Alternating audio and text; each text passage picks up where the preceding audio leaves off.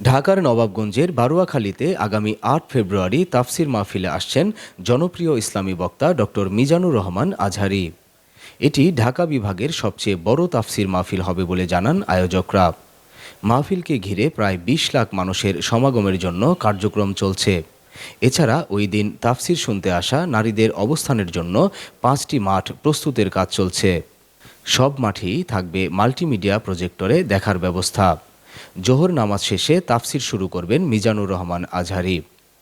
মাহফিলকে ঘিরে বিপুল সংখ্যক পুলিশ, র্যাব ও সেনাবাহিনী সহ আয়োজকদের স্বেচ্ছাসেবক দল মোতায়েন থাকবে বলে জানান আয়োজক কমিটি। আয়োজক কমিটির সভাপতি শাহজাহান শিকদার জানান, জননিরাপত্তার বিষয়টি সর্বাধিক গুরুত্ব দিয়ে বিভাগীয় এই মাহফিলের সকল আয়োজনের প্রস্তুতি চলছে।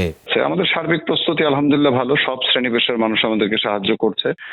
আমাদের প্রিপারেশন হচ্ছে যে ওইখানে ধরেন সরাসরি ১৫ থেকে ২০ লাখ লোক জায়গা হবে আমাদের মাহফিল ময়দান যেটা। আর আমরা ৫টা ভিন্ন ভিন্ন গ্রামে 5টা মহিলা প্যান্ডেল করছি, যেখানে হয়তো আরো ৪ থেকে ৫ লাখ লোক মহিলা বসে মাহফিল দেখতে পারবেন। যেমন ধরেন দড়িকান্দির খেলার মাঠ, তারপরে ব্রাহ্মণ খালির খেলার মাঠ, করপাড়ার খেলার মাঠ, তারপরে কঠুরির খেলার মাঠ এবং আমাদের যে বারোয়াখালী স্কুল ময়দান যেটা স্কুলের আঙিনার ভেতরে, এই জায়গাগুলোতে আমরা মহিলা প্যান্ডেল করে দেবো, মহিলারা যেন দেখতে পারেন।